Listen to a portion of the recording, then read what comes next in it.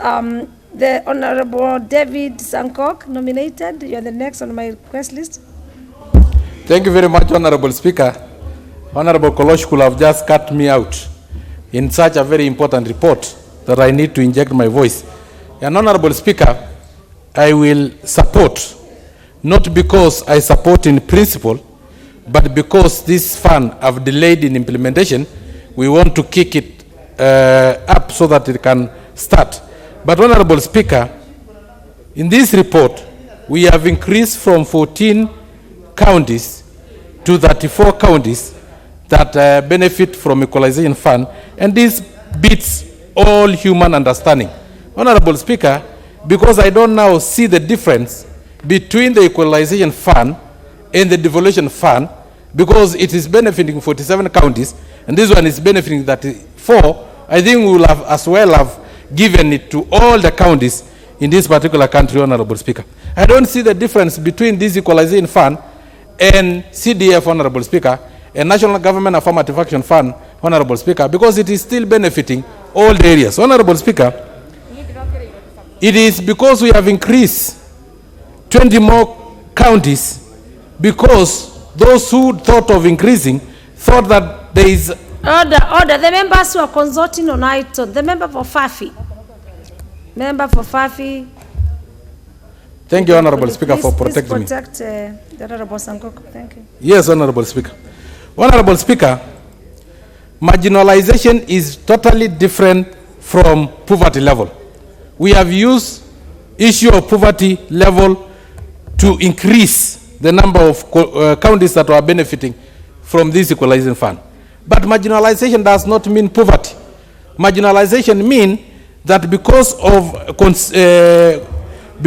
continuous deprivation of infrastructure, to an extent that a school is 40 kilometers away, Honorable Speaker, that is when we really needed equalization fund to bring these counties up to speed with other part of the region, Honorable Speaker. Honorable Speaker, in 1965, there was session paper number 10 that is the cause of all this marginalization, Honorable Speaker. Honorable Sankok, we have points of order. I want to give it to the Honorable Member for Nganze, Mwambire Ngombao. What is out of order, Honorable Member? Honorable Speaker, I think it is correct. Is it in order? Honorable Speaker, is it in order for a dignified member of the House to sit on the carpet of the House? Because, Honorable Speaker, I think as honorable members we need to be in order. There is a member who is seated on the carpet of the House, the member for Chepalungu. Is sat on the carpet of the House? Yes, is that a dignified way for members of Parliament to behave that way in this House, Honorable Speaker? That's a good concern. Let me get the Sergeant at Arms to... Where is he? Sergeant at Arms? Is the member well? Is he unwell? Thank you very much, Honorable Speaker. Order. Let me find out. Is he squatting, consulting, or is sat? He could be unwell. I can see he's respecting the House that... Yes. He's taking his seat. And I can see, now I can see where he's consulting. He's consulting the member for... Yeah, Mandela. Thank you. Then I have the leader, Majority Whip, who has a point of order. Thank you, Madam Speaker. Madam Speaker, this is a House of Record and a House of Rules. I would want maybe, through you, Madam Speaker, the Honorable Sankok was contributing to this bill, to this report, and he mentioned that there is a devolution fund. He compared devolution fund, Madam Speaker, to equalization fund. From where is it? I don't know which is this fund called devolution fund, because for the purpose of records, he may maybe educate us on which is this that he calls devolution fund. Thank you, Madam Speaker. Very well. You may also wish to consult that the member would advise you accordingly. You may be aware of the equalization fund.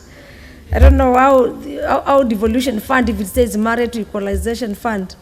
So Honorable Sankok. Honorable Speaker. And all the members, and I want to direct members that let us not make it a debate or want to be hard. Let us be serious on the debate we have. It's not a fun day. The public is seen and they know that at this hour of the day, that the serious members of parliament are in the house. So please, even as you contribute, let us, because other members want to make very serious contributions, let us avoid these side shows. But of course, I'll be able to handle you and make a ruling on you. So, Honorable Sankok, the member would have informed you about the equalization fund, if it's not devolution, but you can just clarify yourself as you move on. Contribute. Yes, thank you very much, Honorable Speaker. And Honorable Speaker, I was just comparing the money that we send to the counties to the money that we have in National Government Affirmative Action Fund, to the money that we have in CDF. It covers the 47 counties. Now, this equalization fund was supposed to cover only 14 counties. Now it is covering 34, and we don't know to where will they increase to. It is almost now covering the whole country. And Honorable Speaker, before I was rudely interrupted by my leader, Honorable Wangwe, I was saying that there is a difference between poverty and equalization. We are now using pockets of poverty in our different constituencies and counties to equate with marginalization. And marginalization, Honorable Speaker, of these counties, 14 of them that the drafters of our constitution thought that they have lagged behind, came as a result of session paper number 10 of 1965.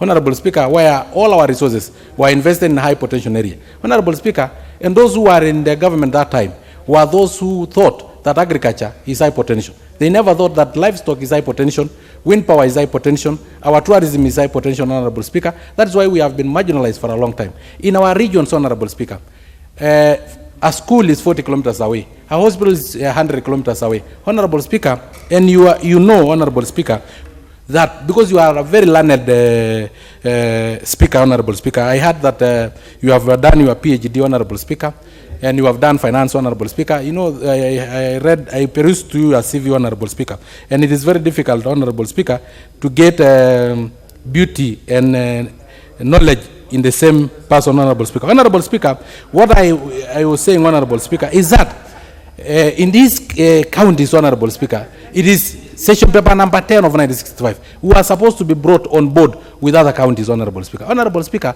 with your knowledge, you know that it is population that follows development. It is not development following population.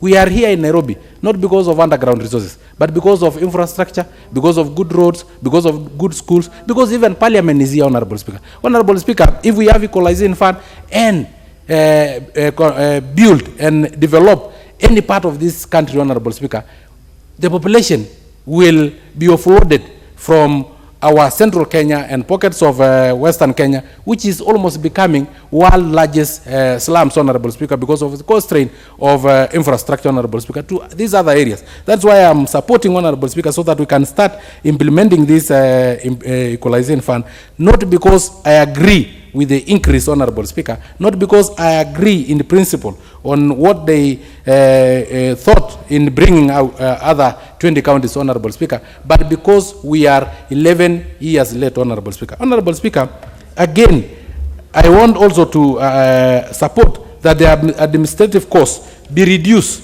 from having so many committees in counties and so on. We can simply say, because there is constituencies, and now that involving the elected members of parliament, Honorable Speaker, that let our constituency be the lowest administrative unit, Honorable Speaker, because the infrastructure, the personnel are already in place, Honorable Speaker, so that we can manage it the way we have managed CDF, because we have seen CDF being managed very well, Honorable Speaker. Honorable Speaker, we have had that 500 million have already been spent without any project, Honorable Speaker, because administrative costs in Kenya is what take the chunk of money, because those who are sitting on that money want to use that money to benefit themselves and to enrich themselves, Honorable Speaker, and there is where corruption comes in. So, Honorable Speaker, I plead with this House that we support, we pass this equalization fund we start implementing it.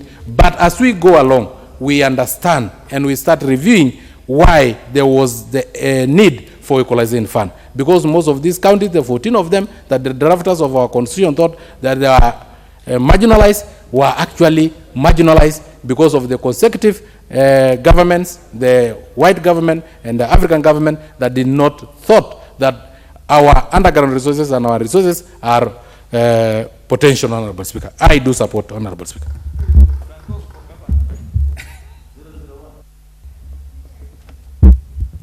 Let me have the